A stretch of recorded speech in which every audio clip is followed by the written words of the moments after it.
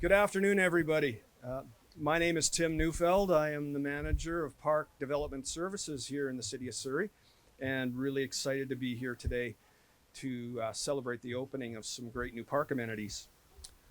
On behalf of the city of Surrey, I would like to acknowledge that we are here today on the ancestral territories of the Coast Salish people, including the Semiahmoo, Katzie, and Kwantlen First Nations. So without further ado, I'd like to introduce our VIPs in attendance here today. We have Councillor Elfert in the back, Councillor Guerra, Councillor Patton, Councillor Locke, Councillor Nagra, and last but not least, Mayor McCallum.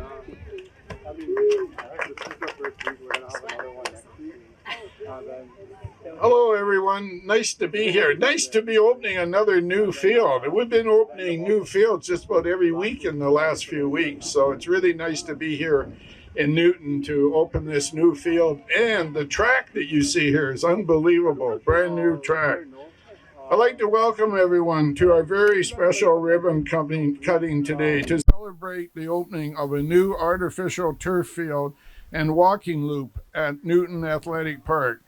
The beautiful blue walking track has been built to track and field standards, and the rubberized surface minimizes impact on the body. This is actually the longest track in Surrey and one of the longest rubber tracks in all of BC. The new field is the 17th full-size FIFA regulated artificial turf field in the city, and includes player, official, and spectator seating. The field has tournament level lead field lighting and line markings for soccer, mini soccer, and lacrosse. The irrigation here, yes, there are lacrosse. The irrigation also makes it safer and more comfortable during heat waves. Next year, a new field house with washrooms and change rooms will also be built here. It'll just be over here. A brand new field house is going to be built. We also next year are going to put lighting on the east side of the park for the grounds over on the far side, on the north side of the park over there. These amenities are part of our commitment to investing in parks, recreation, and cultural projects to support our growing population as part of the Surrey Invest Capital Program.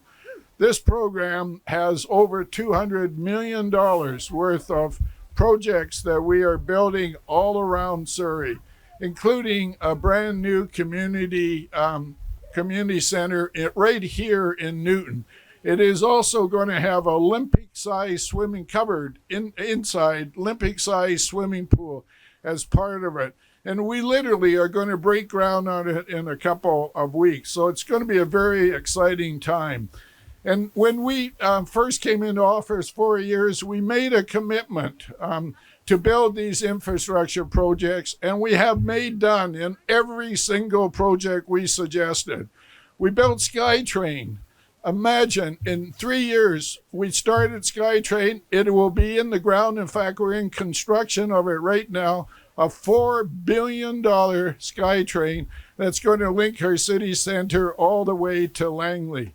That will be finished and operating in 2028. We also are changing our police force, and we're about halfway through that change now. By the end of next year, we'll be completely through the transition.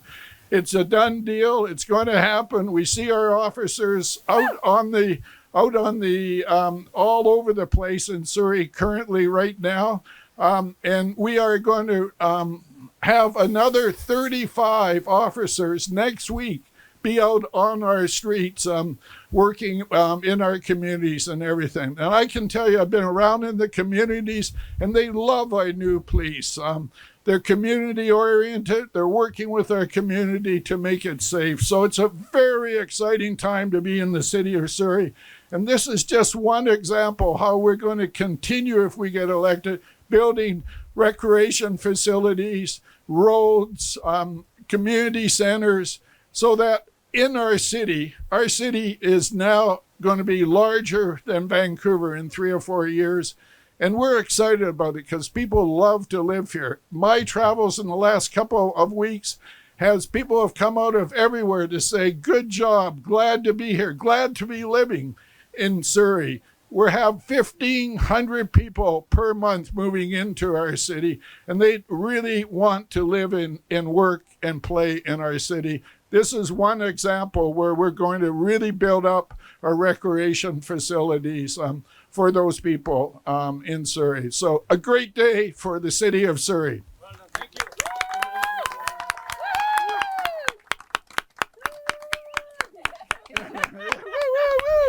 High five! I'll just squeeze in. Oh, here if sorry. I can, just a little. I like the cozy feel. Yeah. Yep. Yep. Well, thank you so much, Mayor McKellen. It certainly is a very exciting day for the city of Surrey and the opening of these brand new amenities. So without further ado, I think we should move to the next step of the ribbon cutting, the formal parts. So I would encourage everybody to come and join council at the ribbon and participate.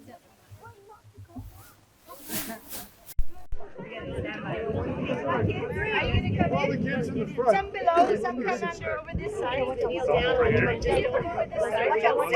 Come here, sit down. That's it. That's good. More.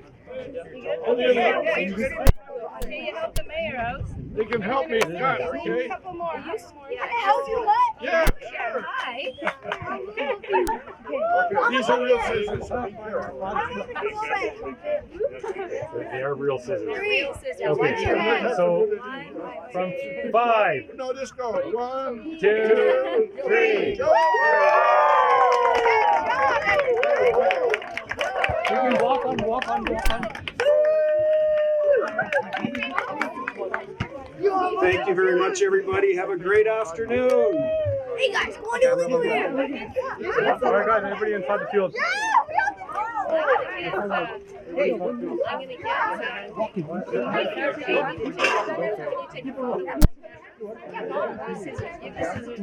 Okay, keep walking, everybody walking. Yo, kids play! Over there! Good. Inside, let's go. Kids play over there!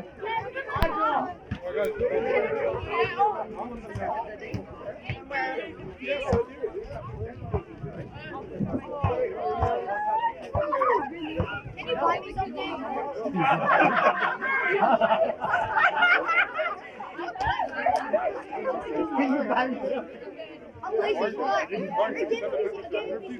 ਦੋਸਤੋ ਅਸੀਂ ਇਸ ਵੇਲੇ ਖੜੇ ਆ Newton athletic park ਦੇ ਵਿੱਚ ਤੇ ਇੱਥੇ ਇੱਕ ਜਿਹੜੀ ਆਰਟੀਫੀਸ਼ੀਅਲ ਟਰਫ ਦਾ ਟਰੈਕ ਦਾ ਜਿਹੜਾ ਕਿ ਸਭ ਤੋਂ ਲੰਬਾ ਟਰੈਕ ਆ ਉਹਦਾ ਹੁਣ ਇਨੈਗੋਰੇਸ਼ਨ ਕੀਤੀ ਗਈ ਆ।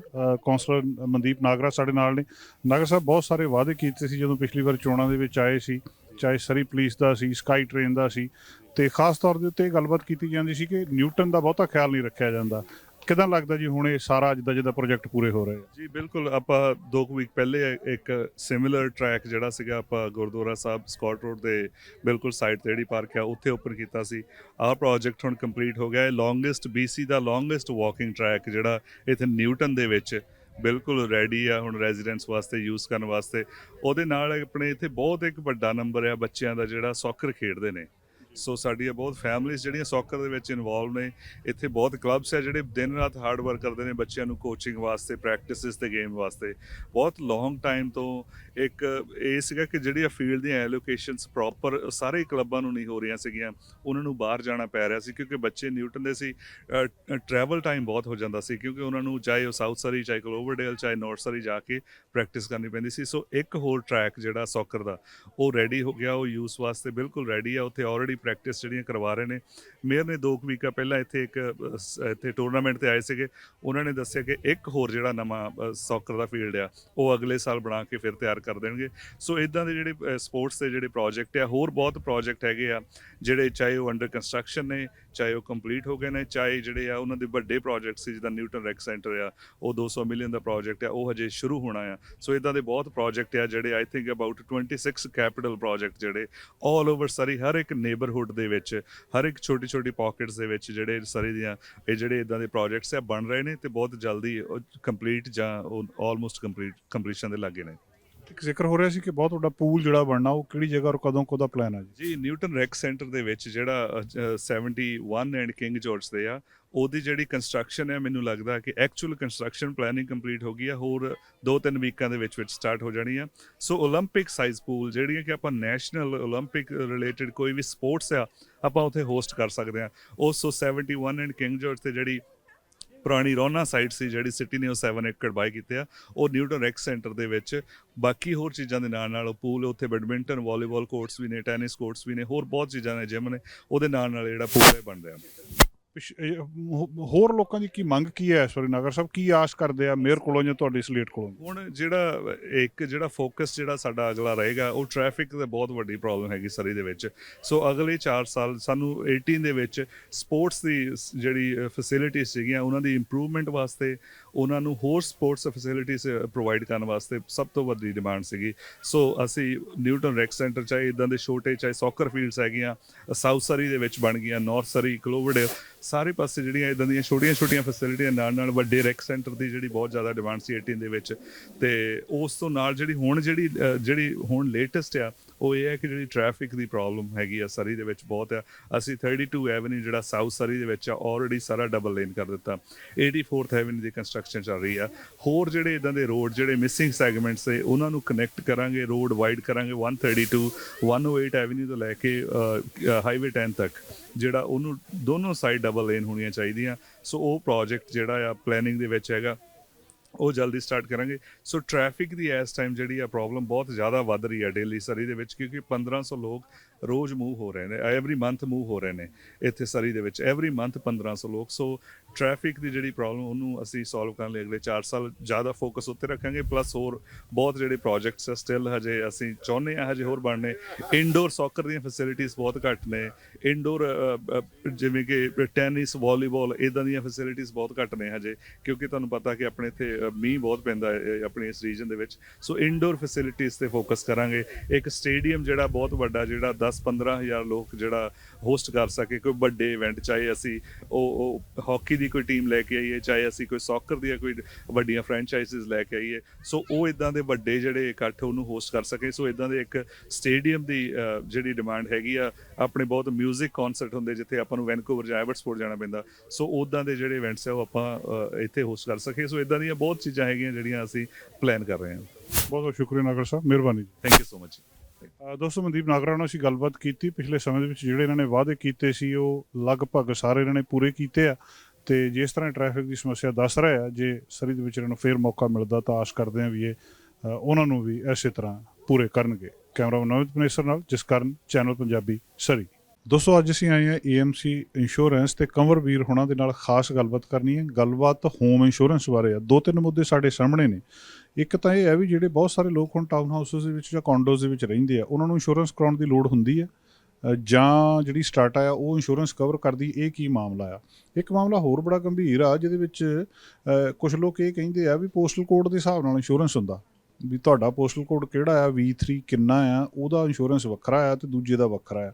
ਇਹ ਫਰਕ ਕਿਉਂ ਹੁੰਦਾ, ਇਹਦੇ ਬਾਰੇ ਗੱਲਬਾਤ ਕਰਨੀ ਹੈ। ਤੇ ਤੀਜਾ, ਜਿਹੜੇ ਹਾਈ ਵੈਲਿਊ ਹਾਊਸਿਸ ਨੇ ਜਿਨ੍ਹਾਂ ਦੀ ਕੀਮਤ ਕਾਫੀ ਜ਼ਿਆਦਾ ਹੁੰਦੀ ਆ, ਉਹਨਾਂ ਦੀ ਇੰਸ਼ੋਰੈਂਸ ਦੇ ਵਿੱਚ ਵੀ ਕੁਝ ਸਮੱਸਿਆਵਾਂ ਆ ਰਹੀਆਂ। ਕੰਪਨੀਆਂ ਕਿਤੇ ਨਾ ਕਿਤੇ ਇੱਦਾਂ ਸੁਣਨਾ ਚਾਹੁੰਦਾ ਵੀ ਆਨਾਕਾਨੀ ਕਰਦੀਆਂ, ਕਿ ਸਾਰੀਆਂ ਕੰਪਨੀਆਂ ਇਹ ਆਫਰ ਕਰਦੀਆਂ।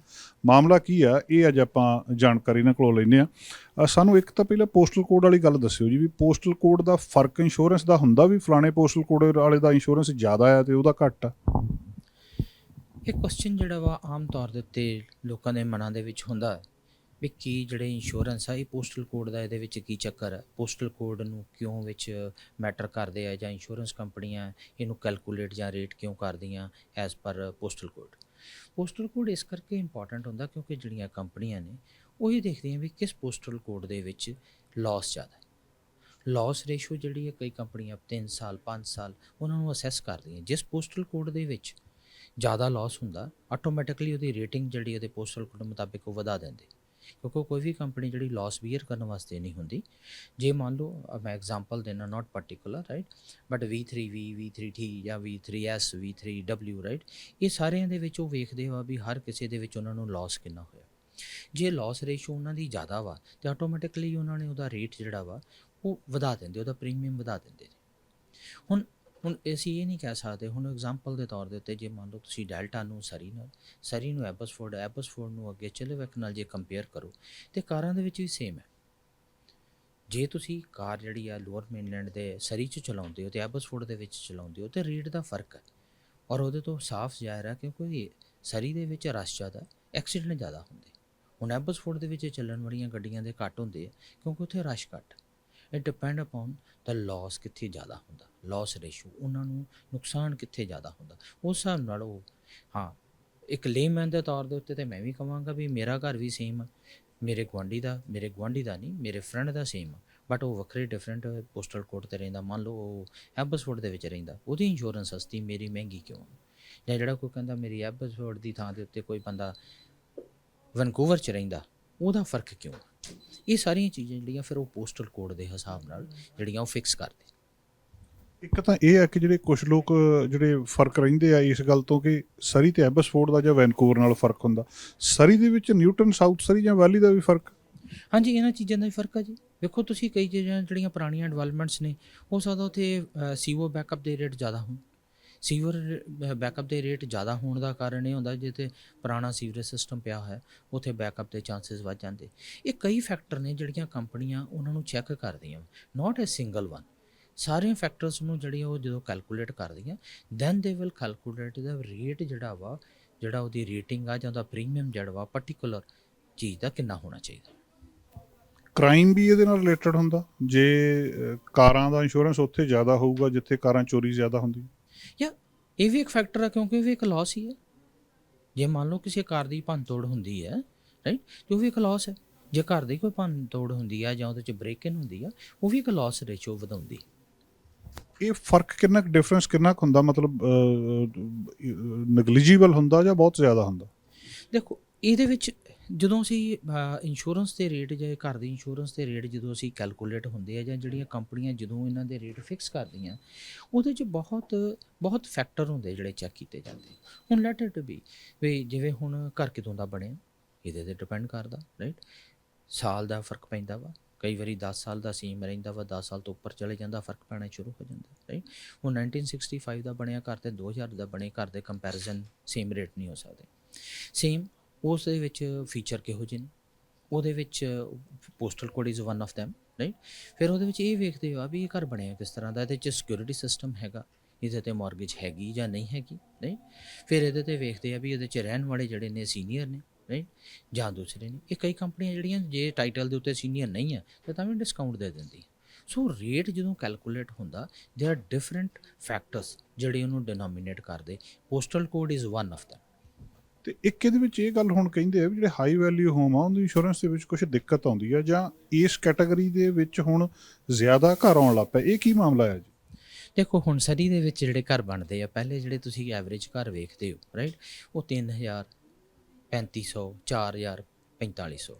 ਬਟ ਹੁਣ ਜਿਹੜੇ ਘਰ ਬਣਦੇ ਪਏ ਨੇ ਉਹਨਾਂ ਦੀ ਬਿਲਡਿੰਗ ਜਿਹੜੀ ਸਕੁਅਰ ਫਿਟੇਜ ਆ, ਉਹ ਭਾਵੇਂ 2 ਸਟੋਰੀ ਬਣ, ਭਾਵੇਂ 2 story with basement, Aam layman 3 story ਕਹਿ ਦਿੰਦਾ, ਉਹ 6000, 6500, 7000, 7500 ਘਰ ਜਿਹੜੇ ਵਾਈਟ ਰੌਕ ਦੇ ਵਿੱਚ ਨਵੇਂ ਬਣਾਉਂਦੇ ਪਏ ਆ ਜਾਂ ਹਾਈਵੇ 10 ਨੂੰ ਕ੍ਰਾਸ ਕਰਕੇ ਬਣਦੇ ਪਏ ਨੇ, ਉਹ ਘਰ ਜਿਹੜੇ 10,000, 12,000 ਸਕੁਅਰ ਫਿਟ ਦੇ ਘਰ ਨੇ, ਉਹਨਾਂ ਦੀ ਫਿਰ ਵੈਲਿਊ ਵੀ ਉਸ ਹਿਸਾਬ ਨਾਲ ਅਸੈਸ ਹੁੰਦੀ। ਹੁਣ ਹਾਈ ਵੈਲਿਊ ਹੋਮ ਜਿਹੜੀ ਆ, ਹਰ ਕੋਈ ਕੰਪਨੀ ਦੇ ਆਪਣਾ ਐਪੀਟਾਈਟ ਹੁੰਦਾ, ਅਸੀਂ ਉਹਨੂੰ ਟੈਕਨੀਕਲੀ ਐਪੀਟਾਈਟ ਕਹਿੰਦੇ ਆ। ਉਹ ਹੁੰਦਾ ਹੋਇਆ ਵੀ ਕਿ ਉਹ ਕਿੰਨੀ ਵੈਲਿਊ ਤੱਕ ਦੇ ਘਰਾਂ ਦੀ ਇੰਸ਼ੋਰੈਂਸ ਕਰਨ ਨੂੰ ਕੰਫਰਟੇਬਲ ਸਮਝਦੇ ਨੇ। ਹੁਣ ਮੰਨ ਲਓ ਮਿਲੀਅਨ ਦਾ ਘਰ ਹੈ, ਜੇ ਮਿਲੀਅਨ ਬਿਲਡਿੰਗ ਵੈਲਿਊ ਤੇ most of the company all do it. ਜਿਹੜੇ ਮਿਲੀਅਨ ਤੋਂ ਜੇ ਉੱਪਰ ਘਰ ਹੋ ਜਾਂਦਾ ਵਾ ਰਾਈਟ, ਤੇ ਉਹਦੇ ਵਿੱਚ ਉਹ ਕਹਿੰਦੇ ਵਾ ਇਹਦੀ ਅਪਰੇਜ਼ਲ ਹੋਏਗੀ। ਔਰ ਮੋਸਟ ਆਫ ਦਾ ਟਾਈਮ ਜਦੋਂ ਅਪਰੇਜ਼ਲ ਵੇਖਦੇ ਆ ਔਰ ਫੀਚਰਸ ਦੇਖਦੇ ਆ ਘਰਾਂ ਦੇ ਬਣੇ ਹੋਏ, ਨਵੇਂ ਘਰਾਂ ਦੇ ਬਣੇ ਹੋਏ, ਤੇ ਉਹ ਹਮੇਸ਼ਾ ਉਹ ਲੈਂਦੇ ਵਾ ਵੀ $300-350 ਸਕੁਅਰ ਫਿਟ ਦੇ ਹਿਸਾਬ ਨਾਲ ਹੋਣੇ ਚਾਹੀਦੇ। ਔਰ ਹਰ ਕੋਈ ਬੰਦਾ ਕਹਿੰਦਾ ਜੇ ਮੈਂ ਘਰ ਬਣਾਉਣਾ ਹੋਵੇ ਤਾਂ ਮੈਂ ਇਹਨੂੰ $150 'ਚ ਬਣਾ ਸਕਦਾ ਜਾਂ 200 'ਚ ਬਣਾ ਸਕਦਾ। But van the company build it, ਉਹਨਾਂ ਦੇ ਜਿਹੜੇ ਪ੍ਰੋਟੋਕਾਲ ਮੁਤਾਬਿਕ ਉਹਨਾਂ ਨੇ ਘਰ ਬਣਾਉਣਾ ਹੁੰਦਾ, ਉਹ ਫਿਰ ਉਹ ਕਦੀ ਵੀ ਇੰਨੇ ਤੋਂ ਘੱਟ ਬਣਦਾ ਨਹੀਂ। ਔਰ ਟੋਟਲ ਲਾਸ ਦੇ ਵਿੱਚ ਅਸੀਂ ਵੇਖਿਆ ਵੀ ਇਹ ਕਈ ਘਰ ਇਹੋ ਜਿਹੇ ਜਿਨ੍ਹਾਂ ਦਾ ਟੋਟਲ ਲਾਸ ਹੋਇਆ। ਜਦੋਂ ਉਹਨਾਂ ਰੀਬਿਲਡ ਕੀਤਾ ਉਹਨਾਂ ਦੀ ਬਿਲਡਿੰਗ ਵੈਲਿਊ ਜਿਹੜੀ ਉਹਨਾਂ ਦਾ ਖਰਚ ਜਿਹੜਾ $300 ਪਰ ਸਕੁਅਰ ਫਿਟ ਆ ਗਿਆ। ਸੋ ਹੁਣ ਜਿਹੜਾ ਘਰ 6000 ਸਕੁਅਰ ਫਿਟ ਆ ਜੇ 1.8 ਮਿਲੀਅਨ ਦਾ, ਤਾਂ ਉਹਨੂੰ ਹਾਈ ਵੈਲਿਊ 'ਚ ਲੈ ਲੈਂਦੇ ਔਰ ਉਸ ਤੋਂ ਬਾਅਦ ਉਹਦੀ ਅਪਰੇਜ਼ਲ ਕਰਦੇ। ਇੰਸ਼ੋਰੈਂਸ ਹੋਣੀ ਮੁਸ਼ਕਲ ਨਹੀਂ ਆ, ਹਾਂ ਮਹਿੰਗੀ ਹੁੰਦੀ। ਇੰਸ਼ੋਰੈਂਸ ਇਸ ਗੱਲ ਦੀ ਕਰਨਗੇ ਵੀ ਜਿਹੜੀ ਘਰ ਦੀ ਵੈਲਿਊ ਆ ਉਸ ਵੇਲੇ, ਜਾਂ ਜਿਹੜੀ ਉਹਨੇ ਜਦੋਂ ਬਣਾਇਆ ਸੀ ਉਹ ਕਾਸਟ ਆਈ ਸੀ, ਜਾਂ ਜਿਹੜੀ ਅੱਜ ਉਹਨੂੰ ਬਣਾਉਣ ਦੀ ਕਾਸਟ ਆ ਉਹਦੇ ਤੇ ਕੰਪਨੀ ਦੇਖੂਗੀ। Very good question. ਉਹਦਾ ਰੀਜ਼ਨ ਇਹ ਹੈ ਵੀ ਜਦੋਂ ਤੁਸੀਂ ਘਰ ਦੀ ਵੈਲਿਊ, ਜਦੋਂ ਘਰ ਦਾ ਬਣਿਆ ਵਾ ਰਾਈਟ, ਜਿੰਨੇ ਦਾ ਮਰਜ਼ੀ ਬਣਿਆ ਹੋਵੇ, ਉਹਨਾਂ ਨੂੰ ਦੀ ਰਿਪਲੇਸਮੈਂਟ ਕਾਸਟ ਅੱਜ ਦੇ ਹਿਸਾਬ ਨਾਲ ਲੈਣੀ। ਹੁਣ ਜੇ ਇਨਫਲੇਸ਼ਨ ਜਿਹੜੀ ਆ 5% ਹੋ ਗਈ ਹੈ ਰਾਈਟ, ਅਤੇ ਮੰਨ ਲਓ ਇਸ ਸਾਲ ਮੈਂ ਕੋਈ ਘਰ ਇੰਸ਼ੋਰ ਕਰਦਾ ਜਾਂ ਕੋਈ ਕੰਪਨੀ ਇੰਸ਼ੋਰ ਕਰਦੀ, ਉਹ ਅੱਜ ਤੋਂ ਲੈ ਕੇ 1 ਸਾਲ ਤੱਕ ਦਾ 5% ਐਡ ਕਰਦੇ ਰਾਈਟ। ਉਹਨਾਂ ਨੇ ਬਿਲਡਿੰਗ ਵੈਲਿਊ ਅੱਜ ਲੈਣੀ। ਆਮ ਕੁਐਸਚਨ ਆ ਵੀ ਮੇਰਾ ਘਰ ਤੇ ਜਿਹੜਾ ਜਾਂ ਤੋਂ 20 ਸਾਲ ਪੁਰਾਣਾ ਬਣਿਆ ਰਾਈਟ, ਬਟ ਜੇ ਸਮਥਿੰਗ ਹੈਪਨ ਹੁੰਦਾ ਤਾਂ ਨਵੀਂ ਚੀਜ਼ ਨਾਲ ਰਿਪਲੇਸ ਕਰਨਾ ਹੁੰਦਾ, ਕਿਉਂਕਿ ਰਿਪਲੇਸਮੈਂਟ ਕਾਸਟ ਹੁੰਦੀ। ਉਹਨਾਂ ਨੇ ਪੁਰਾਣਾ ਸਮਾਨ ਤੇ ਲਿਆ ਕੇ ਲਾਉਣਗੇ ਨਹੀਂ, ਅਤੇ ਫਿਰ ਜਿਹੜਾ ਅੱਜ ਦੀ ਵੈਲਿਊ ਉਹਨੂੰ ਅੱਜ ਦੀ ਵੈਲਿਊ ਦੇ ਮੁਤਾਬਿਕ ਉਹ ਅਸੈਸ ਕਰਨਗੇ। 1 ਸਾਲ ਵਾਸਤੇ ਜਿਹੜੀ ਰੀਨਿਊਅਲ ਆਉਂਦੀ ਹੈ, ਮੰਨ ਲਓ ਪਿਛਲੇ ਸਾਲ ਕਿਸੇ ਨੇ 5 ਲੱਖ ਦਾ ਘਰ ਸੀ, 5% ਇਨਫਲੇਸ਼ਨ ਲੱਗ ਗਈ ਰਾਈਟ, ਹੁਣ 5.25 ਨਾਲ ਉਹਨਾਂ ਨੇ ਕਰਨਾ ਰਾਈਟ। ਹੁਣ 5.25 ਦਾ ਮਤਲਬ ਇਹੀ ਹੈ ਵੀ ਜੇ ਉਹਦਾ ਅੱਜ ਤੋਂ 10 ਮਹੀਨੇ ਬਾਅਦ ਵੀ ਕੁਛ ਹੈਪਨ ਹੋ ਜੇ, ਅਤੇ ਜਿੰਨਾ ਇਨਫਲੇਸ਼ਨ ਐਡ ਹੋਈ ਆ ਉਹਨਾਂ ਨਵਾਂ ਮਟੀਰੀਅਲ ਦਾ ਸਮਾਨ ਲਾਉਣਾ। ਹੁਣ 10 ਸਾਲ ਪੁਰਾਣਾ ਕਾਰਪੈਟ ਜਾਂ 20 ਸਾਲ ਪੁਰਾਣਾ ਕਾਰਪੈਟ ਨਹੀਂ ਲਾਉਣਾ। ਇਸ ਕਰਕੇ ਆਮ ਜਿਹੜਾ ਲੇਮੈਨ ਉਹ ਇਹ ਕਹਿੰਦਾ ਵਾ ਵੀ ਮੇਰੇ ਘਰ ਦੀ ਵੈਲਿਊ ਡੈਪਰੀਸ਼ੀਏਟ ਹੁੰਦੀ ਰਾਈਟ, ਵੀ ਮੈਂ ਜੇ ਦੇਖਾਂ ਜੀ ਸਾਡੀ ਜਿਹੜੀ ਅਸੈਸਮੈਂਟ ਆਉਂਦੀ ਉਹ ਤਾਂ ਘੱਟ ਜਾਂਦਾ ਜੀ ਬਿਲਡਿੰਗ ਵੈਲਿਊ, ਤੁਸੀਂ ਕਿਉਂ ਵਧਾਉਂਦੇ? ਵਧਾਉਣ ਦਾ ਕਾਰਨ ਇਹ ਹੁੰਦਾ ਵੀ ਇਹਨਾਂ ਨੇ ਜਦੋਂ ਕੰਪਨੀ ਨੇ ਰਿਪਲੇਸ ਕਰਨਾ, ਨਵੀਂ ਮਟੀਰੀਅਲ ਨਾਲ ਕਰਨਾ, ਨਵੇਂ ਮਟੀਰੀਅਲ, ਨਵੀਂ ਛੱਤ ਪੈਣੀ ਹੈ, ਨਵਾਂ ਅੰਦਰ ਸਮਾਨ ਸਾਰਾ ਲੱਗਣਾ। ਸੋ ਇਨਫਲੇਸ਼ਨ ਐਡ ਹੁੰਦੀ ਹੈ ਔਰ ਹਰ ਸਾਲ ਬਿਲਡਿੰਗ ਵੈਲਿਊ ਕੰਪਨੀਆਂ ਦੇ ਹਿਸਾਬ ਨਾਲ ਵੱਧਦੀ ਜਾਂਦੀ ਹੈ ਇੰਸਟੈਡ ਆਫ ਘਟਣ ਨਾਲ। ਜਿਹੜੀ ਹਾਈ ਵੈਲਿਊ ਹਾਊਸਸ ਨੇ ਇਹ ਘੱਟ ਕੰਪਨੀਆਂ ਇਹਨਾਂ ਨੂੰ ਇੰਸ਼ੋਰ ਕਰਦੀਆਂ ਜਾਂ ਸਮੱਸਿਆ ਹੁੰਦੀ, ਇਹਦਾ ਕੀ ਮਤਲਬ ਹੈ ਜੀ? ਤਾਂ ਮੈਂ ਤੁਹਾਨੂੰ ਦੱਸਿਆ ਜੀ ਕਈਆਂ ਦਾ ਐਪੀਸੋਡ ਆ। ਮੰਨ ਲਓ ਹੁਣ 4 ਮਿਲੀਅਨ ਦਾ ਕੋਈ ਘਰ ਆ ਜਾਂ 3 ਮਿਲੀਅਨ ਦਾ ਘਰ ਆ, ਉਹਦੀ ਅਸੈਸਮੈਂਟ ਹੋਈ ਰਾਈਟ, ਅਤੇ ਸਾਰੀਆਂ ਕੰਪਨੀਆਂ ਨਹੀਂ ਕਰ ਪਾਉਂਦੀਆਂ ਰਾਈਟ। ਹੁਣ ਉਹਦੇ ਵਾਸਤੇ ਪਰਟੀਕੂਲਰ ਕੰਪਨੀਜ਼ ਨੇ, ਜਾਂ ਸਾਨੂੰ ਓਪਨ ਮਾਰਕੀਟ ਦੇ ਵਿੱਚ ਕਈ ਕੰਪਨੀਆਂ ਰਲ ਕੇ ਇਕੱਠੀਆਂ ਹੋ ਕੇ ਫਿਰ ਉਹ ਇੰਸ਼ੋਰੈਂਸ ਕਰਦੀਆਂ, ਇੰਸ਼ੋਰੈਂਸ ਹੋ ਜਾਂਦੀ, ਬਟ ਇਹ ਹੈ ਵੀ ਐਕਸਪੈਂਸਿਵ ਹੁੰਦੀ। ਇੱਕ ਬਹੁਤ ਸਾਰੇ ਲੋਕ ਹੁਣ ਟਾਊਨ ਹਾਊਸਿਸ ਦੇ ਵਿੱਚ ਰਹਿਣਾ ਸ਼ੁਰੂ ਕਰ ਦਿੱਤਾ, ਜਾਂ ਕੌਂਡੋਜ਼ ਦੇ ਵਿੱਚ ਜਾਂ ਅਪਾਰਟਮੈਂਟ ਦੇ ਵਿੱਚ ਰਹਿੰਦੇ ਆ। ਕੁਝ ਲੋਕ ਕਹਿੰਦੇ ਵੀ ਇਹਦੀ ਇੰਸ਼ੋਰੈਂਸ ਦੀ ਲੋੜ ਨਹੀਂ ਹੁੰਦੀ, ਤਾਂ ਸਟਾਟਾ ਜਿਹੜਾ ਅਸੀਂ ਪੇ ਕਰਦੇ ਹਾਂ ਮਹੀਨੇ ਦੀ, ਉਹਦੇ ਵਿੱਚ ਹੀ ਇੰਸ਼ੋਰੈਂਸ ਹੁੰਦੀ ਹੈ। ਇਹ ਕੀ ਐਪੀਸੋਡ ਆ ਜੀ? ਜਿਹੜਾ ਸਟਾਟਾ ਜੇ ਅਸੀਂ ਪੇ ਕਰਦੇ ਹਾਂ ਬਿਲਕੁਲ ਠੀਕ ਆ, ਉਹ ਨਾ ਬਿਲਡਿੰਗ ਕਵਰ ਕਰਦੇ ਨੇ। ਜਿਹੜੀ ਐਜ਼ ਏ ਹੋਲ ਬਿਲਡਿੰਗ ਆ, ਜੇ ਹਾਈ ਰਾਈਜ਼ ਬਿਲਡਿੰਗ ਆ, ਤਾਂ ਉਹਨਾਂ ਨੇ ਹੋ ਸਕਦਾ 100 ਮਿਲੀਅਨ 150 ਮਿਲੀਅਨ ਦੀ ਹੋਲ ਬਿਲਡਿੰਗ ਦੀ ਕਵਰੇਜ ਕਰਵਾਈ ਹੁੰਦੀ ਰਾਈਟ। ਬਟ ਉਹ ਜਿਹੜੀ ਵੱਡੀਆਂ ਇੰਸ਼ੋਰੈਂਸ ਕੰਪਨੀਜ਼ ਆ, ਜਾਂ ਜਦੋਂ ਅਸੀਂ $1 ਮਿਲੀਅਨ ਦੇ $100 ਮਿਲੀਅਨ ਜਾਂ 50 ਮਿਲੀਅਨ ਦੀ ਬਿਲਡਿੰਗ ਕਵਰ ਕਰਾਉਂਦੇ ਹਾਂ, ਉਹ ਐਜ਼ ਏ ਹੋਲ ਸਟਾਟਾ ਜੇ 30 ਯੂਨਿਟ 50 ਯੂਨਿਟ 100 ਯੂਨਿਟ ਉਹਦੀ ਹੋਈ ਹੁੰਦੀ। ਉਹਦੇ ਵਿੱਚ ਉਹਨੂੰ ਇੰਸ਼ੋਰੈਂਸ ਨੂੰ ਥੋੜ੍ਹਾ ਠੀਕ ਰੱਖਣ ਵਾਸਤੇ ਉਹਦੇ ਡਿਡਕਟੇਬਲ ਵੀ ਹਾਇਰ ਹੁੰਦੇ। ਹੁਣ ਮੰਨ ਲਓ ਉਹਦੇ 'ਚ ਵਾਟਰ ਡੈਮੇਜ ਦਾ ਜਿਹੜਾ ਡਿਡਕਟੇਬਲ ਹੈ, ਜਿਹੜਾ ਕਿ ਕਾਮਨ ਚੀਜ਼ ਹੈ, ਜਿਹੜਾ ਜਿਹਦੇ ਨਾਲ ਲਾਸ ਹਾਈ ਰਾਈਜ਼ ਦੇ ਵਿੱਚ ਜਾਂ ਮਿਡ ਰਾਈਜ਼ ਦੇ ਵਿੱਚ ਹੁੰਦਾ, ਵਾਟਰ ਡੈਮੇਜ, ਪਾਣੀ ਕਿਤੋਂ ਲੀਕ ਕਰ ਗਿਆ, ਕਿਤੇ ਵਾਸ਼ਿੰਗ ਮਸ਼ੀਨ ਤੋਂ ਲੀਕ ਕਰ ਗਿਆ, ਡਿਸ਼ਵਾਸ਼ਰ ਤੋਂ ਲੀਕ ਕਰ ਗਿਆ, ਉਹਦਾ ਡਿਡਕਟੇਬਲ ਆਮ ਜਿਹੜੀ ਕੰਪਨੀਆਂ ਵਾ ਜਦੋਂ ਸਟਾਟਾ ਦੀ ਇੰਸ਼ੋਰੈਂਸ ਕਰਦੀਆਂ, ਉਹ 25,000 50,000 75,000 ਲੱਖ ਡਾਲਰ ਦਾ ਡਿਡਕਟੇਬਲ ਰੱਖਦੀ। ਹੁਣ ਆਮ ਆਦਮੀ ਨੂੰ ਇਹ ਨਹੀਂ ਪਤਾ ਹੁੰਦਾ ਵਾ ਵੀ ਜੇ ਉਹ ਵਾਟਰ ਡੈਮੇਜ ਹੋ ਗਿਆ ਤੇ ਪਹਿਲਾਂ 25,000 ਕਵਰ ਨਹੀਂ ਕਰਨਾ, ਉਹ 25,000 ਦੀ ਕਵਰੇਜ ਲੈਣੀ ਬਹੁਤ ਜ਼ਰੂਰੀ ਆ। ਅਦਰਵਾਈਜ਼ ਜੇ ਕੁਛ ਹੈਪਨ ਹੋ ਜਾਂਦਾ ਤੁਹਾਡੇ ਯੂਨਿਟ ਤੋਂ ਰਾਈਟ, ਅਤੇ ਸਟਾਟਾ ਨੇ ਫਿਕਸ ਕਰਨਾ ਵਾ ਅਤੇ ਤੁਹਾਡੇ 'ਤੇ ਲੀਨ ਪਾ ਦੇਣੀ। ਉਹਨਾਂ ਕਹਿਣਾ ਜੀ 25,000 ਤੋਂ ਮੰਨ ਲਓ 20,000 ਦਾ ਖਰਚਾ ਹੋਇਆ, ਉਹਨਾਂ ਕਹਿਣਾ ਜੀ $20,000 ਤੁਸੀਂ ਪੇ ਕਰੋ, ਠੀਕ ਹੈ ਜੀ। ਅਤੇ ਜੇ ਉਹ ਨਹੀਂ ਪੇ ਕਰਦਾ, ਉਹ ਲੀਨ ਪਾ ਦਿੰਦੇ ਨੇ ਤੁਹਾਡੇ ਜਦੋਂ ਤੁਸੀਂ ਯੂਨਿਟ ਵੇਚਣਾ, ਤੁਹਾਨੂੰ ਪੇ ਕਰਨਾ ਪੈਣਾ। ਸੋ ਹਰ ਆਦਮੀ ਨੂੰ ਇਹ ਵੇਖਣਾ ਚਾਹੀਦਾ ਵਾ ਵੀ ਜੇ ਉਹ ਕਿਸੇ ਥਾਂ ਦੇ ਉੱਤੇ ਹਾਈ ਰਾਈਜ਼ ਦੇ ਵਿੱਚ, ਮਿਡ ਰਾਈਜ਼ ਦੇ ਵਿੱਚ, ਟਾਊਨ ਹੋਮ ਦੇ ਵਿੱਚ ਰਹਿ ਰਿਹਾ, ਅਤੇ ਸਟਾਟਾ ਦਾ ਡਿਡਕਟੇਬਲ ਕਿੰਨਾ, ਉਹਨੂੰ ਸਿਕਿਉਰ ਕਰਨ ਵਾਸਤੇ ਜੇ ਤੁਹਾਡੇ ਕੋਲ ਇੰਸ਼ੋਰੈਂਸ ਹੋਵੇ, ਕੌਂਡੋ ਦੀ ਜਾਂ ਆਪਾਂ ਅਪਾਰਟਮੈਂਟ ਦੀ ਇੰਸ਼ੋਰੈਂਸ ਲਈ ਹੋਵੇ, ਅਤੇ ਤੁਸੀਂ ਵੇਖੋ ਫਿਰ ਤੁਹਾਨੂੰ $1,000 ਜਾਂ $500 ਪੇ ਕਰਨਾ ਪੈਣਾ। ਰੈਸਟ ਜਿਹੜਾ ਵਾ ਉਹ ਫਿਰ ਤੁਹਾਡੀ ਕੰਪਨੀ ਨੇ ਪੇ ਕਰਨਾ। ਮੋਰ ਓਵਰ ਗੋਡ ਫੋਰਬਿਡਨ ਜੇ ਕੋਈ ਫਾਇਰ ਵਰਗੀ ਚੀਜ਼ ਹੋ ਜਾਂਦੀ, ਜਿਵੇਂ ਕਿ ਲੈਂਗਲੀਜ ਹੋਈ ਆ ਇੱਥੇ 81 ਐਂਡ 121 ਦੇ ਵੀ ਹੋਈ ਸੀ ਰਾਈਟ, ਕੁਛ ਸਾਲ ਪਹਿਲੇ ਹੋਈ ਸੀ। ਜੇ ਉਹ ਇਹੋ ਜਿਹੀ ਪੋਜੀਸ਼ਨ ਆ ਜਾਂਦੀ ਹੈ ਅਤੇ ਤੁਹਾਡੇ ਘਰ ਦਾ ਸਮਾਨ ਕਵਰ ਹੈ, ਮੰਨ ਲਓ 40,000 ਦਾ ਜਾਂ 50,000 ਦਾ ਵਾ ਰਾਈਟ, ਬਟ ਉਹ ਕਵਰ ਹੈ। ਤੁਹਾਡੇ ਘਰ ਦੇ ਵਿੱਚ ਮੰਨ ਲਓ ਕੋਈ ਇੰਟਰਨੈਟ ਲਾਉਣ ਵਾਲਾ ਆਇਆ, ਕੋਈ ਸਲਿੱਪ ਐਂਡ ਫਾਲ ਹੋ ਗਿਆ, ਜੇ ਉਹ ਉਸ ਲੈਵਲ ਦੇ ਉੱਤੇ ਤੁਹਾਨੂੰ ਸੂ ਕਰ ਦਿੰਦਾ ਹੈ ਰਾਈਟ, ਤੇ ਤੁਹਾਡੇ ਕੋਲ ਲਾਇਬਿਲਿਟੀ ਨਹੀਂ ਹੈ right, then you will be in trouble. ਉਹ 2 ਮਿਲੀਅਨ ਦੀ ਲਾਇਬਿਲਿਟੀ ਬੜੀ ਸਸਤੀ ਜਿਹੀ ਮਿਲ ਜਾਂਦੀ ਹੈ। ਜਦੋਂ ਅਸੀਂ 40,000 ਦੀ ਕਵਰੇਜ ਲੈਂਦੇ ਹਾਂ, 2 ਮਿਲੀਅਨ ਦੀ ਲਾਇਬਿਲਿਟੀ ਨਾ ਲੈ ਲਈਏ ਰਾਈਟ, ਅਤੇ ਜੇ ਕੋਈ ਆਪਣੇ ਕੋਲ ਗੁੱਡ ਏਜ ਦਾ ਕੋਈ 50-50 ਦਾ ਹੋਵੇ ਬੰਦਾ, ਅਤੇ $450-500 ਦੇ ਵਿੱਚ ਵੀ ਮਿਲ ਜਾਂਦੀਆਂ ਚੀਜ਼ਾਂ right. It's not a big deal, but yes insurance ਕੁਛ ਨਹੀਂ ਹੈ, insurance is a peace of mind. ਜੇ ਸਾਡੇ ਕੋਲ ਹੈ ਵਾ ਤਾਂ ਅਸੀਂ ਸੇਫ ਹਾਂ, ਕੁਛ ਵੀ ਹੈਪਨ ਹੋ ਜੇ ਸਾਨੂੰ ਪਤਾ ਵਾ ਸਾਡੇ ਕੋਲ ਇੰਸ਼ੋਰੈਂਸ ਹੈਗੀ। ਔਰ ਪਰਟੀਕੁਲਰਲੀ ਕਿਉਂਕਿ ਲੋਕ ਐਜੂਕੇਟ ਨਹੀਂ ਹੈ, ਕਈ ਸਟਾਰਟਾਂ 'ਤੇ ਨੋਟਿਸ ਕੱਢਦੇ ਆ, ਅਸੀਂ ਨੋਟਿਸ ਆਉਂਦਾ ਵਾ ਅਸੀਂ ਧਿਆਨ ਹੀ ਨਹੀਂ ਦਿੰਦੇ ਵੀ ਹਾਂ ਕੋਈ ਗੱਲ ਨਹੀਂ ਸਟਾਰਟਾਂ ਫੀਸ ਦਿੰਦੇ ਪਏ ਆ, ਉਹਦੇ ਵਿੱਚ ਕਵਰੇਜ ਹੈ। ਉਹਦੇ ਤੁਹਾਡੀ ਹੋਲ ਬਿਲਡਿੰਗ ਕਵਰ ਹੈ, ਬਾਹਰ ਵਾਲਾ ਸ਼ੈੱਲ ਕਵਰ ਹੈ। ਅੰਦਰ ਮੰਨ ਲਓ ਜੇ ਕਿਸੇ ਨੇ ਕਾਰਪੈਟ ਦੀ ਥਾਂ 'ਤੇ ਹਾਰਡਵੁੱਡ ਲਾਇਆ, ਕੱਲ੍ਹ ਨੂੰ ਕੁਛ ਹੈਪਨ ਹੋ ਗਿਆ, ਕੰਪਨੀ ਨੇ ਕਹਿਣਾ ਅਸੀਂ ਕਾਰਪੈਟ ਹੀ ਲਾ ਕੇ ਦੇਵਾਂਗੇ। ਇੰਪਰੂਵਮੈਂਟ ਐਂਡ ਬੈਟਰਮੈਂਟਸ ਕਵਰ ਨਹੀਂ ਕਰਦੇ। ਆਮ ਘਰ ਦੇ ਵਿੱਚ ਜਾਂ ਟਾਊਨ ਹਾਊਸ ਦੇ ਵਿੱਚ ਕੋਈ ਬੰਦਾ ਤੁਹਾਡੇ ਘਰ ਆਉਂਦਾ, ਸਲਿੱਪ ਕਰ ਜਾਂਦਾ, ਕਿਸੇ ਤਾਰ 'ਚ ਪੈਰ ਫਸ ਜਾਂਦਾ, ਉਹ ਤੁਹਾਨੂੰ ਸੂ ਕਰ ਸਕਦਾ? ਹਾਂਜੀ ਕਰ ਸਕਦੇ ਜੀ ਰਾਈਟ, ਕਿਉਂਕਿ ਜਿਹੜਾ ਸਾਡੇ ਘਰ ਦੇ ਵਿੱਚ ਆਉਂਦਾ ਉਹਦੀ ਸੇਫਟੀ ਸਾਡੀ ਪ੍ਰਾਇੋਰਟੀ ਹੁੰਦੀ। ਜੇ ਕੁਛ ਹੋ ਜਾਂਦਾ, ਜੇ ਸਾਡੇ ਕੋਲ ਇੰਸ਼ੋਰੈਂਸ ਹੈ ਤਾਂ ਫਿਰ ਉਹਦੀ ਲਾਇਬਿਲਿਟੀ ਕਵਰ ਕਰਦੇ ਰਾਈਟ। ਹੁਣ ਮੈਂ ਕਈ ਵਾਰੀ ਵੇਖਿਆ ਵਾ, ਕਈ ਵਾਰੀ ਸਾਡੇ ਨਾਲ ਕੋਈ ਗੱਲ ਵੀ ਹੁੰਦੀ ਆ, ਜਿਵੇਂ ਅਸੀਂ ਆਮ ਤੌਰ 'ਤੇ ਕਰਦੇ ਹਾਂ ਵੀ ਰੂਫ ਕਲੀਨਰ ਆ ਗਏ ਰਾਈਟ, ਕਈ ਵਾਰੀ ਅਸੀਂ ਵਿੰਡੋ ਕਲੀਨ ਕਰਾਉਂਦੇ ਰਾਈਟ, ਸਾਈਡਿੰਗ ਜਿਹੜੀਆਂ ਉਹਨੂੰ ਵਾਸ਼ ਕਰਾਉਂਦੇ ਰਾਈਟ, ਡਰਾਈਵੇ ਸਾਫ਼ ਕਰਾਉਂਦੇ, ਬਟ ਅਸੀਂ ਕਦੀ ਨਹੀਂ ਪੁੱਛਦੇ ਵੀ ਜਿਹੜਾ ਬੰਦਾ ਆ ਰਿਹਾ ਕੋਈ ਉਹਦੇ ਕੋਲ ਆਪਣੀ ਇੰਸ਼ੋਰੈਂਸ ਹੈਗੀ ਜਾਂ ਨਹੀਂ ਹੈਗੀ। ਜੇ ਉਹ ਕੋਈ ਕੰਪਨੀ ਤੁਸੀਂ ਹਾਇਰ ਕਰਦੇ ਹੋ ਤਾਂ ਉਹਨੂੰ ਇਹ ਪੁੱਛਣਾ ਚਾਹੀਦਾ ਵਾ ਵੀ ਤੇਰੇ ਕੋਲ ਆਪਣੀ ਇੰਸ਼ੋਰੈਂਸ ਹੈਗੀ ਹੈ, ਕਿਉਂਕਿ ਤੁਹਾਡੀ ਇੰਸ਼ੋਰੈਂਸ ਕੰਪਨੀ ਜਿਹੜੀ ਹੋਮ ਇੰਸ਼ੋਰੈਂਸ ਆ ਉਹ ਇਸ ਤਰ੍ਹਾਂ ਦੇ ਕੰਮ ਕਰਨ ਵਾਸਤੇ ਕਵਰੇਜ ਨਹੀਂ ਦਿੰਦੀ। ਜੇ ਸਲਿੱਪ ਐਂਡ ਫਾਲ ਹੋ ਜਾਂਦਾ ਵਾ ਕੋਈ ਰਾਈਟ, ਅਤੇ ਫਿਰ ਉਹ ਤੁਹਾਡੀ ਕਵਰੇਜ ਨਹੀਂ ਦਿਖਾਉਂਦੀ। ਤੁਹਾਡੀ ਕਵਰੇਜ ਤਾਂ ਇਹੀ ਹੈ ਜੇ ਕੋਈ ਵਿਜ਼ਟਰ ਤੁਹਾਡੇ ਘਰ ਆਇਆ, ਮੈਂ ਤੁਹਾਨੂੰ ਮਿਲਣ ਆਇਆ ਰਾਈਟ, ਅਤੇ ਤੁਹਾਡੇ ਘਰ ਦੇ ਵਿੱਚ ਕੋਈ ਪ੍ਰੋਬਲਮ ਆ, ਮੈਂ ਡਿੱਗ ਪਿਆ ਰਾਈਟ, ਕੋਈ ਤਾਰ ਸੀ, ਕੋਈ ਮੰਨ ਲਓ ਸਟੇਅਰਸ ਨਹੀਂ ਠੀਕ ਹੈਗੀਆਂ ਜਾਂ ਉਹਦੇ ਨਾਲ ਰੇਲਿੰਗ ਨਹੀਂ ਲੱਗੀ ਹੋਈ ਰਾਈਟ, ਉਸ ਟਾਈਮ ਦੇ ਉੱਤੇ ਜੇ ਮੈਂ ਤੁਹਾਨੂੰ ਸੂ ਕਰਦਾ ਯੈਸ, ਫਿਰ ਤੁਹਾਡੀ ਕੰਪਨੀ ਤੁਹਾਨੂੰ ਕਵਰ ਕਰਦੀ। ਮੰਨ ਲਓ ਜਿਹੜਾ ਬੰਦਾ ਮੇਰੇ ਘਰ ਰਿਪੇਅਰ ਕਰਨ ਆਇਆ, ਉਹਦੇ ਕੋਲ ਇੰਸ਼ੋਰੈਂਸ ਹੈ ਨਹੀਂ, ਪਰ ਉਹ ਡਿੱਗ ਪਿਆ, ਹੁਣ ਮੈਂ ਉਹਨੂੰ ਨਹੀਂ ਪੁੱਛਿਆ ਪਹਿਲਾਂ, ਇਹਦਾ ਮੈਨੂੰ ਕੋਈ ਨੁਕਸਾਨ ਹੋ ਸਕਦਾ?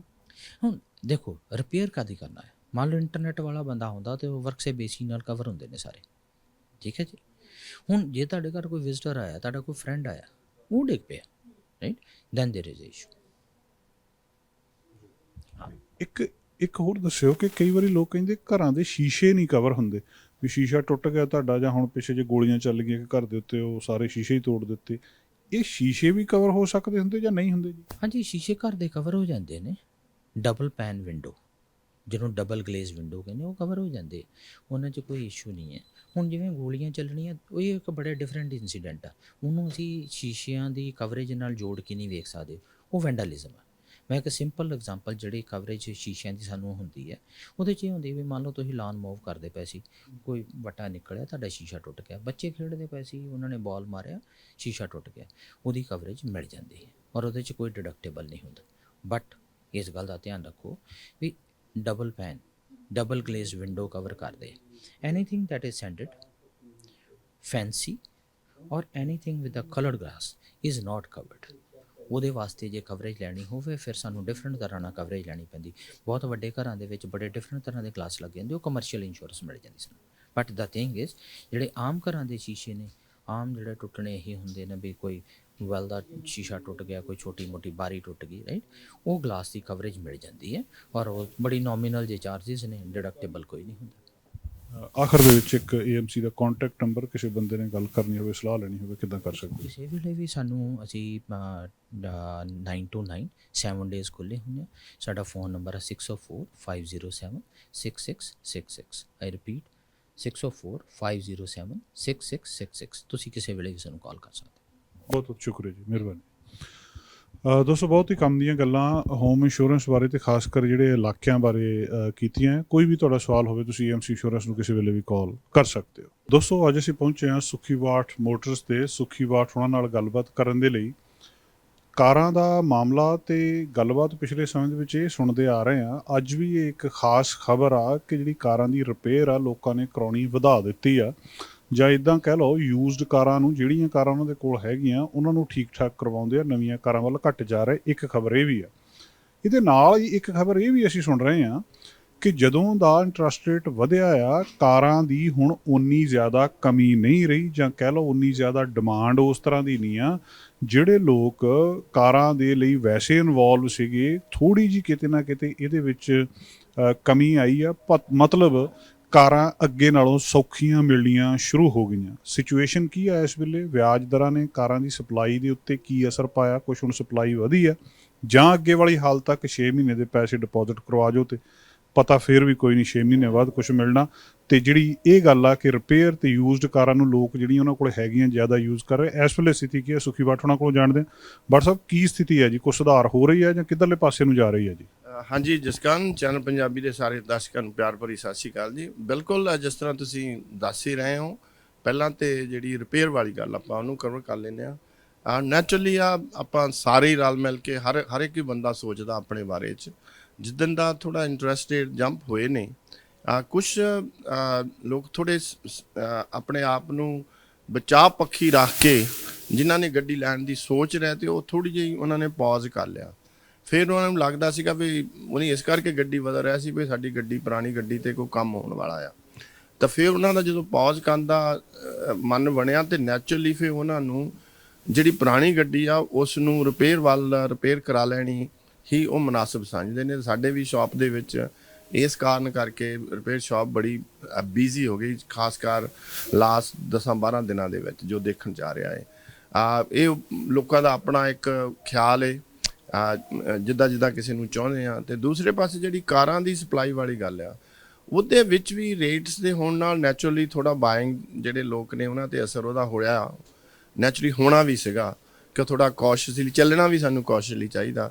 ਤੇ ਨਾਲ ਦੀ ਨਾਲ ਜਿਹੜੀਆਂ ਹੁਣ ਆਪਾਂ ਨੂੰ 8-9 ਮਹੀਨੇ ਹੋ ਗਿਆ ਵੈਸੇ, ਹੌਲੀ ਵੀ ਕੋਵਿਡ ਚਲਾ ਗਿਆ ਤੇ ਜਿਹੜੀਆਂ ਮੈਨੂਫੈਕਚਰਰਸ ਨੇ ਉਹਨਾਂ ਨੇ ਵੀ ਫੁੱਲ ਸਕੇਲ ਤੇ ਕੰਮ ਚੱਲਦੀਆਂ ਨੇ।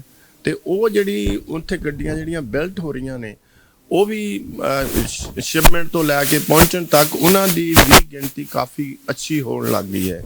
ਤੇ ਉਹਦਾ ਵੀ ਇੱਕ ਕਾਰਨ ਹੈ ਪਰ ਜਿਹੜੀਆਂ ਗੱਡੀਆਂ ਬੇਸ਼ੱਕ ਉਹ ਪ੍ਰਾਈਵੇਟਲੀ ਆ ਜਾਂ ਅਸੀਂ ਹੁਣ ਆਕਸ਼ਨ ਤੋਂ ਲੈ ਕੇ ਆਉਂਦੇ ਹਾਂ, ਉੱਥੇ ਵੀ ਇਹ ਗੱਲ ਨਜ਼ਰ ਆਉਂਦੀ ਆ ਕਿ ਅੱਗੇ ਨਾਲੋਂ ਗੱਡੀ ਲੈਣੀ ਥੋੜ੍ਹੀ ਸੌਖੀ ਹੋ ਗਈ ਹੈ, ਗੱਡੀਆਂ ਮਿਲਣ ਲੱਗ ਗਈਆਂ।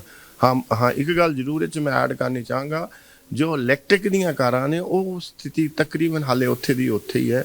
ਉਹਨਾਂ ਦੀ ਡਿਮਾਂਡ ਜ਼ਿਆਦਾ ਹੈ, ਹਾਲੇ ਉਸ ਲੈਵਲ 'ਤੇ ਉਹਦੀ ਸਪਲਾਈ ਨਹੀਂ ਪਹੁੰਚੀ ਜਿੰਨੇ ਲੈਵਲ 'ਤੇ ਪਹੁੰਚਣੀ ਚਾਹੀਦੀ ਹੈ। ਔਰ ਮੈਂ ਰੋਜ਼ ਸਟੱਡੀ ਕਰਦਾ ਰਹਿਣਾ ਕਾਰਾਂ ਬਾਰੇ, ਤੇ ਤਕਰੀਬਨ ਸਾਰੇ ਮੈਨੂਫੈਕਚਰ ਜਿਹੜੇ ਨੇ ਉਹ ਬਹੁਤ ਭੱਜ ਦੌੜ ਲਾ ਕੇ ਇਲੈਕਟ੍ਰਿਕ ਕਾਰਾਂ ਵੱਲ ਨੂੰ ਨਵੀਂ ਮਾਡਲ ਕੱਢਣ ਨੂੰ ਤਰਜੀਹ ਦੇ ਰਹੇ ਨੇ।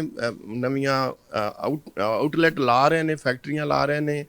ਤਾਂ ਪਿੱਛੇ ਜਿਹਾ ਤੁਸੀਂ ਇੱਕ ਅੰਟੇਰੀਓ ਦੇ ਵਿੱਚ ਦੀ ਵੀ ਖਬਰ ਵੀ ਸੁਣੀ ਸੀ ਕਿ ਗੌਰਮੈਂਟ ਨੇ ਵੀ ਕਾਫੀ ਵੱਡਾ ਪੈਸਾ ਉੱਥੇ ਕਿਸੇ ਹੋਰ ਕੰਪਨੀ ਨਾਲ ਰਲ ਕੇ ਜਿੱਥੇ ਇਲੈਕਟ੍ਰਿਕ ਦੀਆਂ ਕਾਰਾਂ ਦੇ ਪਾਰਟਸ ਜਾਂ ਬੈਟਰੀਆਂ ਬਣਦੀ ਉਹਨੀ ਵੀ ਬਣਾਈ ਆ। ਪਰ ਦੈਟਸ ਹਾਲੇ 3-4 ਸਾਲਾਂ 'ਤੇ ਉਹ ਕੰਪਲੀਟ ਹੋਣੀ ਆ। ਸੋ ਇਲੈਕਟ੍ਰਿਕ ਦੀਆਂ ਕਾਰਾਂ ਹਾਲੇ ਵੀ ਸ਼ੋਰਟੇਜ ਹੈਗੀ ਹੈ, ਪਰ ਜਿਹੜੀਆਂ ਆਮ ਕਾਰਾਂ ਨੇ ਈਵਨ ਹਾਈਬ੍ਰਿਡ ਕਾਰਾਂ ਵੀ ਹੁਣ ਤਕਰੀਬਨ ਮਿਲਣ ਲੱਗ ਗਈਆਂ ਨੇ ਜੀ। ਭੱਟ ਸਾਹਿਬ, ਇੱਕ ਦੱਸਿਓ ਕਿ ਇਹਦਾ ਕਾਰਨ ਥੋੜ੍ਹੀ ਜਿਹੀ ਸਪਲਾਈ ਚੇਨ ਸੁਧਰ ਰਹੀ ਆ, ਜਾਂ ਤੁਹਾਨੂੰ ਲੱਗਦਾ ਵੀ ਵਿਆਜ ਕਿਉਂਕਿ ਵੱਧ ਗਏ ਆ ਤਾਂ ਡਿਮਾਂਡ ਥੋੜ੍ਹੀ ਜਿਹੀ ਘਟ ਗਈ ਆ ਤਾਂ ਸਪਲਾਈ ਵੱਧ ਗਈ ਆ, ਜਾਂ ਜਿਹੜੀ ਤੁਸੀਂ ਕਿਹਾ ਕਿ ਜਿਹੜੀਆਂ ਇਲੈਕਟ੍ਰਿਕ ਕਾਰਾਂ ਆ ਉਹਨਾਂ ਦੀ ਡਿਮਾਂਡ ਹਜੇ ਓਨੀ ਆ, ਲੋਕ ਇੱਧਰੋਂ ਸ਼ਿਫਟ ਹੋ ਰਹੇ ਆ ਤਾਂ ਇੱਧਰਲੇ ਪਾਸੇ ਨਹੀਂ ਆ ਰਹੇ? ਕੀ ਲੱਗਦਾ ਕਿ ਇਹਦਾ ਕਾਰਨ ਕੀ ਹੈ ਜੀ? ਜਿਸ ਕਾਰਨ ਮੈਨੂੰ ਮੈਂ ਤਾਂ ਵੈਸੇ ਆਪਣੇ ਜਿੰਨੇ ਵੀ ਦਰਸ਼ਕ ਨੇ ਇਨਕਰੇਜ ਵੀ ਕਰੂੰਗਾ ਵੀ ਆਪਣੇ ਜੇ ਤੁਹਾਨੂੰ ਲੱਗਦਾ ਵੀ ਤੁਸੀਂ ਥੋੜ੍ਹਾ ਜਿਹਾ ਬਜਟ ਵਾਈਜ਼ ਤੁਸੀਂ ਹਾਈ ਆ, ਉਹਨੂੰ ਕੰਟਰੋਲ 'ਚ ਰੱਖਣ ਲਈ ਤੁਸੀਂ ਗੱਡੀ ਵਾਧੂ ਆ ਘਰ ਸ਼ੌਂਕ ਲਈ ਰੱਖੀ, ਉਹ ਵੇਚ ਦੇਣੀ ਜਾਂ ਵੇਚ ਦਿੱਤੀ ਹੋਰ ਨਹੀਂ ਲੈ ਰਹੇ, ਬੜੀ ਚੰਗੀ ਗੱਲ ਹੈ। ਬੇਸ਼ੱਕ ਮੈਂ ਤਾਂ ਆਟੋ ਡੀਲਰ, ਮੈਂ ਤਾਂ ਨਹੀਂ ਕਹਿਣਾ ਚਾਹੀਦਾ ਵੀ ਨਾ ਲਓ, ਪਰ ਸਾਨੂੰ ਜ਼ਰੂਰ ਦੇਖ ਕੇ ਗੱਡੀ ਤਾਂ ਹੀ ਲੈਣੀ ਚਾਹੀਦੀ ਜੇ ਵਾਕਿਆ ਗੱਡੀ ਦੀ ਲੋੜ ਹੈ। ਦੂਸਰੀ ਜਿਹੜੀ ਆ ਮੈਂ ਜੋ ਸੋਚਦਾ ਹੈਗਾ 50-60% 'ਤੇ ਫਰਕ ਜਿਹੜੀਆਂ ਮੈਨੂਫੈਕਚਰ ਦੀਆਂ ਜਿਹੜੀਆਂ ਗੱਡੀਆਂ ਬਣ ਕੇ ਟਰਾਂਸਪੋਰਟੇਸ਼ਨ ਦੇ ਵਿੱਚ ਸੀਗੀਆਂ, ਸ਼ਿਪਮੈਂਟ ਸੀਗੀਆਂ, ਉਹ ਪਹੁੰਚ ਰਹੀਆਂ ਨੇ, ਉਹ ਵੀ ਇੱਕ ਵੱਡਾ ਕਾਰਨ ਨੇ, ਕਾਰਾਂ ਮਿਲ ਰਹੀਆਂ ਨੇ। ਜਿਹੜੀ ਇਲੈਕਟ੍ਰਿਕ ਦੀ ਕਾਰ ਆ ਉਹ ਆਪਣੀ ਜਗ੍ਹਾ ਬਹੁਤ ਵਧੀਆ ਚੀਜ਼ ਹੈ, ਪਰ ਮੈਂ ਫਿਰ ਇੱਕ ਵਾਰੀ ਆਪਣੇ ਦਰਸ਼ਕਾਂ ਨਾਲ ਵੀ ਸਾਂਝ ਪਾਊਂਗਾ, ਇਲੈਕਟ੍ਰਿਕ ਦੀ ਕਾਰ ਤੇ ਉਹ ਹੀ ਲੈਣ ਦੀ ਕੋਸ਼ਿਸ਼ ਕਰੇ ਜਿਹੜਾ ਆਪਣਾ ਸਾਰਾ ਮੈਥਮੈਟਿਕਲੀ ਉਹਨੂੰ ਗਿਣੇ, ਬਿਨਾਂ ਕਿਸੇ ਕਾਰਨ $25,000 ਵਾਧੂ ਲਾ ਲੈਣਾ, ਫਿਰ ਉਹਦੀ ਉੱਤੇ ਟੈਕਸ ਵੀ ਦੇਣਾ, ਉੱਤੇ ਵਿਆਜ ਵੀ ਦੇਣਾ, ਤੇ ਗੱਡੀ ਐਂਡ ਤੇ ਜਾ ਕੇ 8-10 ਹਜ਼ਾਰ ਕਿਲੋਮੀਟਰ ਹੀ ਸਾਲ ਦੀ ਚੱਲਣੀ ਆ। ਤੇ ਉਹਨਾਂ ਨੂੰ ਹਾਲੇ ਜਿਹੜਾ ਇਲੈਕਟ੍ਰਿਕ ਕਾਰ ਦੇ ਵਿੱਚ ਤੇ ਗੈਸ ਵਾਲੀ ਕਾਰ ਦੇ ਵਿੱਚ ਜਿਹੜਾ ਪ੍ਰਾਈਸ ਦਾ ਡਿਫਰੈਂਸ ਆ, ਉਹ ਹਾਲੇ ਜਸਟੀਫਾਈ ਨਹੀਂ ਕਰਦਾ। ਇਹ ਗੱਡੀਆਂ ਉਹਨੂੰ ਪੁੱਗਦੀਆਂ ਨੇ ਜਿਨ੍ਹਾਂ ਨੇ ਰੋਜ਼ 400-300 ਕਿਲੋਮੀਟਰ ਗੱਡੀ ਚਲਾਉਣੀ ਆ। ਜੇ ਗੱਡੀ ਤੁਹਾਡੀ 20 ਕਿਲੋਮੀਟਰ ਦਿਹਾੜੀ ਦੀ ਚੱਲਣੀ ਆ ਤੇ ਤੁਸੀਂ $20-25,000 ਦਾ, ਜਿੱਦਾਂ ਮੈਂ ਪਹਿਲਾਂ ਵੀ ਕਿਹਾ, ਵਿਆਜ ਵੀ ਦੋਗੇ, ਟੈਕਸ ਵੀ ਦੋਗੇ, ਉਹ ਇੰਨੀ ਸੈਂਸ ਨਹੀਂ ਬਣਦੀ ਹੈਗੀ। ਪਰ ਫਿਰ ਵੀ ਸਾਨੂੰ ਆਪਣੀ ਲੋੜ ਮੁਤਾਬਕ ਚੱਲਣਾ ਚਾਹੀਦਾ। ਜਿਸ ਤਰ੍ਹਾਂ ਹਜੇ ਕਿੰਨੇ ਕੁ ਸਾਲ ਲੱਗਣਗੇ ਪੂਰਾ ਟ੍ਰੈਂਡ ਬਦਲਣ ਦੇ ਵਿੱਚ? ਇਹ ਇੱਦਾਂ ਕੁਝ ਲੋਕਾਂ ਨੂੰ ਲੱਗਦਾ ਵੀ ਅਗਲੇ ਸਾਲ ਹੀ ਇਹ ਗੱਡੀਆਂ ਹੋ ਜਾਣੀਆਂ, ਸਾਰੀਆਂ ਇਲੈਕਟ੍ਰਿਕ ਹੋ ਜਾਣੀਆਂ, ਇਹਨੂੰ ਕਿੰਨਾ ਕੁ ਸਮਾਂ ਲੱਗੂ? ਮੈਨੂੰ ਬੜੇ ਸਵਾਲ ਪੁੱਛਦੇ ਜੀ, ਬੜੀਆਂ ਕਾਲਾਂ ਆਉਂਦੀਆਂ ਰਹਿੰਦੀਆਂ ਨੇ। ਇੰਜ ਨਹੀਂ ਹੁੰਦਾ ਜੇ ਕੋਈ ਚੀਜ਼ ਦਾ ਬਦਲਾਅ ਆਉਣਾ, ਇਹ ਨਹੀਂ ਅਸੀਂ ਕਹਿ ਸਕਦੇ ਵੀ ਕੱਲ੍ਹ ਨੂੰ ਗੌਰਮੈਂਟ ਕੈਨੇਡਾ ਕਹਿ ਦੂਗੀ ਵੀ ਭਾਈ ਜਿੰਨੀਆਂ ਗੈਸ ਵਾਲੀਆਂ, ਡੀਜ਼ਲ ਵਾਲੀਆਂ ਵਹੀਕਲਸ ਇਹ ਆਫ ਦਾ ਰੋਡ ਕਰ ਲਓ। ਕਿਉਂ ਜੇ ਹੁਣ 2019-2020 'ਚ ਗੱਡੀ ਲਈ, ਹੁਣ ਤਾਂ ਹਾਲੇ 5-7 ਸਾਲ ਗੱਡੀ ਉਹ ਲੈਣੀ ਨਹੀਂ, ਉਹਨੂੰ ਫੋਰਸ ਨਹੀਂ ਕੋਈ ਕਰ ਸਕਦਾ। ਐਜ਼ ਲੌਂਗ ਗੱਡੀ ਉਹ ਕੈਟੇਗਰੀ 'ਚ ਆਉਂਦੀ, ਉਹ ਧੂੰਆਂ ਨਹੀਂ ਮਾਰਦੀ, ਸਾਰਾ ਕੁਛ ਆ। ਸੋ ਇਹ ਮੇਰਾ ਖਿਆਲ ਹੈ ਇਲੈਕਟ੍ਰਿਕ ਦੀਆਂ, ਜੇ ਕਿ ਸਾਰੀਆਂ ਇਲੈਕਟ੍ਰਿਕ ਦੀਆਂ ਕਾਰਾਂ ਅੱਜ ਤੋਂ 15 ਤੋਂ 20 ਸਾਲ ਤੱਕ ਜਾ ਕੇ ਬੇਸ਼ੱਕ ਹੋ ਜਾਣਗੀਆਂ, ਇੰਨੀ ਜਲਦੀ ਤੇ ਨਹੀਂ ਕੁਛ ਹੋਣਾ। ਵਿਆਜਾਂ ਨੂੰ ਕਿੰਨਾ ਕੁ ਫਰਕ ਪਿਆ ਸੁਖੀ ਵਾਟ ਮੋਟਰਸ ਤੇ ਜਿਹੜਾ ਬੰਦਾ ਲੈਣ ਆਉਂਦਾ ਕਾਰ? ਜਸਕੰਤ ਜੀ ਬਈ ਨੈਚੁਰਲੀ ਵਿਆਜ ਤੇ ਪੈਂਦਾ ਹੀ ਹੈ ਫਰਕ। ਮੋਸਟ ਜਿਹੜੇ ਸਾਡੇ ਲੈਂਡਿੰਗ ਇੰਸਟੀਚਿਊਟ ਨੇ ਉਹਨਾਂ ਨੇ ਵੀ ਤਕਰੀਬਨ ਜਿੰਨਾ ਕੁ ਵਿਆਜ ਉੱਤੇ ਹੋਇਆ ਹੈ, ਪ੍ਰਾਈਮ ਸਾਡਾ ਹੋਇਆ ਹੈ, ਉਹਨਾਂ ਨੇ ਵੀ ਕਰਤੇ ਹੈਗੇ ਆ। ਅਸੀਂ ਵੀ ਥੋੜ੍ਹਾ ਜਿਹਾ ਚੇਂਜ ਹੋਈ ਆ, ਪਰ ਅਸੀਂ ਹਾਲੇ ਉਦੋਂ ਥੋੜ੍ਹਾ ਖਿਆਲ ਜਿਹਾ ਹੀ ਰੱਖਿਆ ਹੈਗਾ। ਹਾਲੇ ਅਸੀਂ ਪੂਰੀ ਸਟਰੈਂਥ 'ਤੇ ਆਪਣਾ ਵਿਆਜ ਨਹੀਂ ਵਧਾਇਆ, ਕਿਉਂਕਿ ਅਸੀਂ ਬਹੁਤ ਵੱਡੀ ਤਾਦਾਦ ਦੇ ਵਿੱਚ ਅਸੀਂ ਇਨ ਹਾਊਸ ਹੀ ਫਾਈਨੈਂਸਿੰਗ ਕਰਦੇ ਹਾਂ। ਸੋ ਕੋਸ਼ਿਸ਼ ਰਹੇਗੀ ਕਿ ਆਉਣ ਵਾਲੇ ਟਾਈਮ 'ਚ ਅਸੀਂ ਜਿੰਨਾ ਵੱਧ ਤੋਂ ਵੱਧ ਆਪਣੇ ਬਾਇਰ ਨੇ, ਮੇਰੇ ਲਾਇਲ ਬਾਇਰ ਨੇ, ਔਰ 45-46 ਸਾਲ ਤੋਂ ਕਾਰਾਂ ਲੈ ਰਹੇ ਨੇ, ਉਹਨਾਂ ਦੇ ਨਾਲ ਰਲ ਮਿਲ ਕੇ ਅਸੀਂ ਆਪਣਾ ਗਾਂ ਵੀ ਕੰਮ ਚਲਾਉਂਦੇ ਰਹੀਏ ਜੀ। ਡਾਕਟਰ ਸਾਹਿਬ, ਆਖਰ ਦੇ ਵਿੱਚ ਸਾਡੇ ਦਰਸ਼ਕਾਂ ਲਈ ਕੋਈ ਸੁਨੇਹਾ? ਵਾਚੀ ਜਿਹੜੀ ਗੱਡੀ ਆ, ਗੱਡੀ ਦਾ ਮੈਂ ਇਹ ਜ਼ਰੂਰ ਕਹਾਂਗਾ ਜਸਕੰਤ ਪੇ, ਜੇ ਤੁਸੀਂ ਜਿਹੜੀ ਗੱਡੀ ਚਲਾ ਰਹੇ ਹੋ ਨਾ, ਉਹਦੀ ਮੇਨਟੇਨੈਂਸ ਬਹੁਤ ਜ਼ਰੂਰੀ ਹੈ। ਇੱਕ ਤਾਂ ਉਹਦੀ ਰੀਸੇਲ ਵੈਲਿਊ ਬੜੀ ਵਧੀਆ ਰਹਿੰਦੀ ਹੈ ਜਦੋਂ ਗੱਡੀ ਚੱਲਦੀ ਬਹੁਤ ਵਧੀਆ। ਦੂਸਰਾ, ਟਾਈਮ ਸਿਰ ਉਹਦਾ ਤੇਲ ਚੇਂਜ ਕਰਾਉਣਾ, ਟਾਈਮ ਸਿਰ ਉਹਦੀ ਟਿਊਨ ਅਪ ਕਰਾਉਣੀ, ਉਹਦੇ ਨਾਲ ਤੁਹਾਨੂੰ ਫਿਊਲ ਕੰਜ਼ੰਪਸ਼ਨ ਵੀ ਉਹ ਬਹੁਤ ਵਧੀਆ ਦੇਗੀ। ਫਿਰ ਨਾਲ ਦੀ ਨਾਲ ਸਾਨੂੰ ਸੇਫਟੀ ਨੂੰ ਜ਼ਰੂਰ ਮੱਦੇ ਨਜ਼ਰ ਰੱਖਣਾ ਚਾਹੀਦਾ। ਜਿਹੜੀ ਵੀ ਤੁਸੀਂ ਗੱਡੀ ਚਲਾਉਂਦੇ ਹੋ, ਉਹ ਗੱਡੀ ਹਰ ਹਾਲਤ ਦੇ ਵਿੱਚ ਸੇਫ ਹੋਣੀ ਚਾਹੀਦੀ ਹੈ। ਗੱਡੀ ਚੱਲੇ ਨਾ, ਸਟਾਰਟ ਨਾ ਹੋਏ, ਇੱਕ ਇਸ਼ੂ ਹੈ, ਪਰ ਗੱਡੀ ਤੁਰੀ ਜਾਂਦੀ ਦਾ ਟਾਇਰ ਲਾ ਕੇ ਡਿੱਗ ਜਾਏ, ਉਹ ਇੱਕ ਹੋਰ ਇਸ਼ੂ ਹੈ। ਸੋ ਸੇਫਟੀ ਇਜ਼ ਮਸਟ। ਮੈਂ ਚਾਹੂੰਗਾ ਕਿ ਜਿੰਨੇ ਵੀ ਦਰਸ਼ਕ ਨੇ ਸਾਰੇ ਆਪਣੀਆਂ ਕਾਰਾਂ ਨੂੰ ਸੇਫਟੀ ਪੁਆਇੰਟ ਵੀ ਤੋਂ ਤੇ ਮੇਨਟੇਨੈਂਸ ਪੁਆਇੰਟ ਵੀ ਤੋਂ ਜ਼ਰੂਰ ਉਹਨਾਂ ਨੂੰ ਟਾਈਮ ਦਿਓ। ਬਹੁਤ ਪੁਰਾਣੀ ਗੱਡੀ ਵੀ ਬਹੁਤ ਵਧੀਆ ਤਰੀਕੇ ਨਾਲ ਚਲਾਈ ਜਾ ਸਕਦੀ ਹੈ ਜੇ ਅਸੀਂ ਇਹਨੂੰ ਫੁੱਲ ਮੇਨਟੇਨ ਕਰਕੇ ਰੱਖਦੇ ਹਾਂ। ਤੇ ਸਾਰੇ ਚੈਨਲ ਪੰਜਾਬੀ ਦੇ ਦਰਸ਼ਕਾਂ ਨੂੰ ਸਤਿ ਸ਼੍ਰੀ ਅਕਾਲ। ਸਾਡਾ ਹਰ ਇੱਕ ਪ੍ਰੋਗਰਾਮ ਵੇਖਣ ਤੇ ਸਾਡੇ ਨਾਲ ਜੁੜਨ ਲਈ ਸਬਸਕ੍ਰਾਈਬ ਕਰੋ ਚੈਨਲ ਪੰਜਾਬੀ ਤੇ ਨੋਟੀਫਿਕੇਸ਼ਨ ਲਈ ਬੈਲ ਆਈਕਨ ਵਾਲੇ ਬਟਨ ਤੇ ਕਲਿੱਕ ਕਰੋ।